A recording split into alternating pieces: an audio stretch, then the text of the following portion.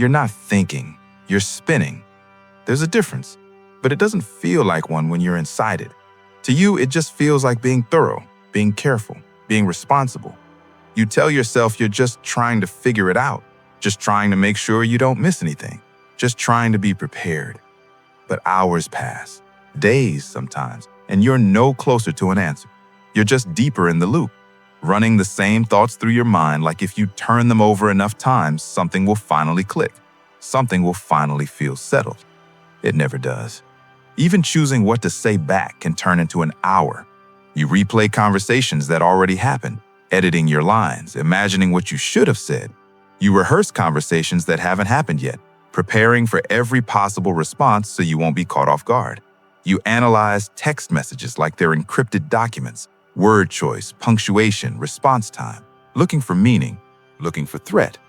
You think you're being smart, careful, strategic, but you're not thinking your way toward clarity. You're thinking your way away from feeling. This isn't a flaw, it's protection. Overthinking is what happens when your nervous system doesn't trust the world to be safe, when uncertainty feels unbearable, when not knowing what's coming feels like standing on the edge of a cliff. So your mind does the only thing it knows how to do. It tries to figure it out, to predict, to prepare, to create the illusion of control in situations where you actually have none. That's what overthinking really is. Not intelligence, not wisdom, not being thorough. It's an attempt to manufacture certainty so you don't have to feel vulnerable. And it makes sense that you do this. You learned it somewhere. Think about the environment you grew up in. Was it predictable? Could you trust that things would stay stable, emotionally, physically, relationally? Or did you learn early that you had to stay ahead of things, that surprises were usually bad, that the only way to stay safe was to anticipate what was coming before it arrived? Maybe mistakes were punished in your house, not just corrected, criticized, shamed. Maybe you learned that getting things wrong had consequences, so you started thinking harder, longer, more carefully, trying to get it right the first time, trying to avoid the fallout. Maybe emotions around you were unpredictable. A mood could shift without warning. Someone could be fine one moment and furious the next. So you learned to analyze, to read between lines, to watch for signals that something was about to go wrong. Your mind became a surveillance system, always scanning, always calculating. Maybe you were told your feelings were too much, that you were overreacting, that you should think things through before you speak. So you started filtering everything through your mind first, checking it, editing it, making sure it was acceptable before letting it out. You weren't born an overthinker. You were trained into it by an environment that made uncertainty feel dangerous, by experiences that taught you the cost of being unprepared. And now, years later, the program is still running on everything.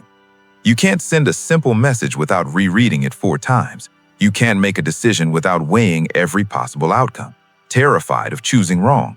You lie awake at night replaying moments from years ago, still trying to understand what happened, still trying to settle something that will never be settled. You tell yourself, I just need to think about it a little more. But a little more never comes. There's always another angle, another possibility, another reason to keep spinning. You rehearse difficult conversations so many times that by the time you have them, you're exhausted before you even speak. You prepare for outcomes that never happen. You armor yourself against rejection by imagining it in advance, as if pre-feeling the pain will soften the blow. It doesn't. It just means you feel it twice. And here's what overthinking costs you. It costs you rest. Your mind never stops. Even when your body is still, your thoughts are churning. You don't know what it feels like to be mentally quiet. You've forgotten, or maybe you never knew. It costs you presence. While you're busy analyzing the past or rehearsing the future, the present slips by unnoticed. You're never fully here, always somewhere else in your head. It costs you connection. People feel it when you're not really with them, when you're half listening, half strategizing, when you're more focused on what they might mean than on what they're actually saying. Intimacy requires presence. Overthinking keeps you one step removed. It costs you action. You've talked yourself out of things that might have been beautiful, opportunities you analyzed until the window closed, words you never said because you couldn't find the perfect way to say them, decisions you delayed so long the choice was made for you. And underneath it all, it costs you peace. Because the whole point of overthinking is to find certainty. But certainty doesn't exist, not the kind your nervous system is looking for. So the search never ends. The loop never closes. You're chasing something that can't be caught. You tell yourself, I'm just being careful. I just need to be sure. Here's the shift. Overthinking isn't a personality trait. It's a pattern, a protection strategy your nervous system developed to manage a world that once felt unsafe. It's not who you are. It's what you do when you're trying not to feel. Because underneath the thinking, there's always a feeling trying to surface. Fear, grief, uncertainty, vulnerability. Something your body doesn't want to experience, so it sends you into your head instead, where it feels like you're doing something, where it feels productive, where you don't have to sit still with the discomfort of not knowing. But you can't think your way out of feelings. You can only delay them.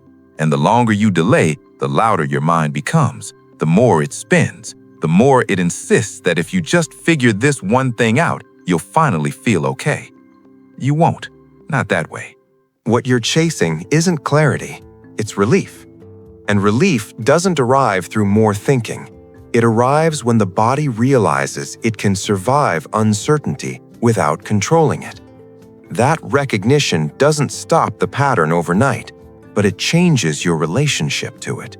You stop believing every thought is useful. You stop treating every loop as progress. You start to notice when you're spinning, and you get curious instead of frustrated. You ask, what am I trying not to feel right now? That question won't give you certainty, but it might give you something better.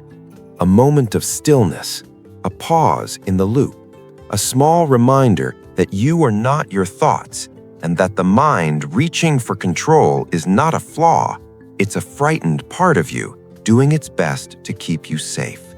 It doesn't need to be fixed, it needs to be seen. Stop fixing, start understanding.